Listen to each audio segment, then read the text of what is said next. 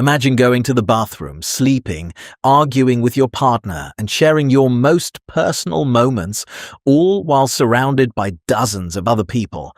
For most of human history, that's exactly how humans lived. Today, privacy feels essential. We close bathroom doors, lock our phones, and enjoy personal space whenever we want. But for thousands of years, privacy was something most people rarely experienced. So how did ancient humans handle some of life's most personal activities? How did they use the bathroom? How did couples find time together? And what was daily life like when almost everyone around you knew everything about you? Let's find out. For most of human existence, people lived in small groups of hunter-gatherers. These groups often consisted of just a few dozen individuals who spent nearly every hour of the day together. There were no separate bedrooms, no private apartments, no personal offices. Everyone slept near one another, traveled together, gathered food together, and shared resources. Being alone was actually unusual and sometimes dangerous. Predators, harsh weather, and rival groups were constant threats. In a world like that, survival mattered far more than privacy. Let's start with one of the most basic human needs: going to the bathroom. Ancient humans didn't have toilets, plumbing, or toilet paper. Instead, they usually moved a short distance away from camp when nature called. Over time, many communities developed informal rules about where waste should be left to keep living areas cleaner and reduce the spread of disease. As villages and cities emerged, these systems became more organized. In fact, some of the world's earliest urban civilizations built surprisingly advanced sanitation systems. The people of the Indus Valley Civilization, more than 4,000 years ago, created drainage networks that carried waste away from homes, something many later societies struggled to match. What feels embarrassing to us today was often treated as completely normal. After all, everyone had the same biological needs. And yes, that includes passing gas. Believe it or not, in many ancient communities, farting was probably far less awkward than it is today.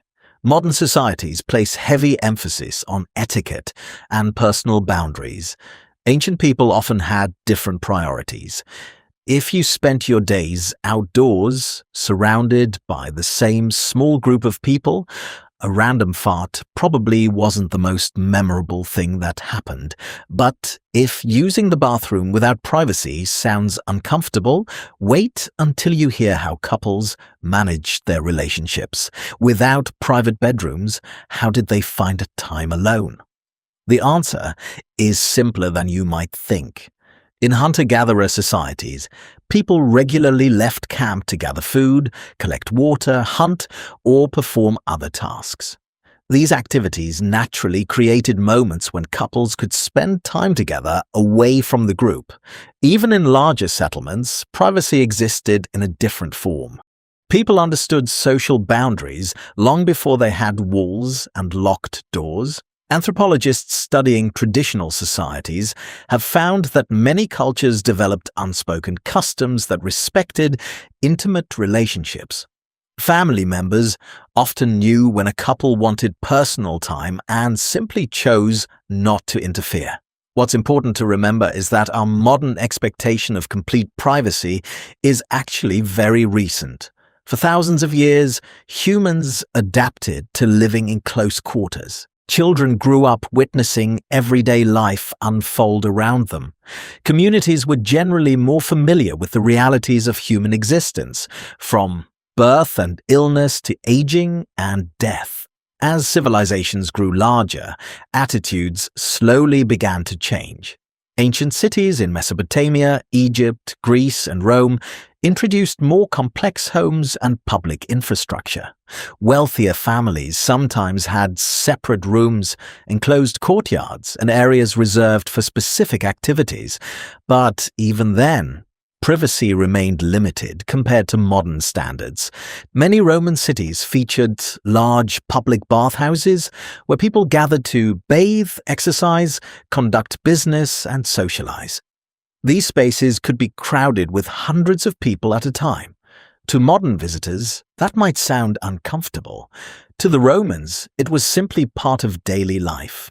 Over time, architecture evolved, houses became larger, individual rooms became more common, cultural values shifted, privacy gradually transformed from a luxury enjoyed by a few into an expectation shared by many.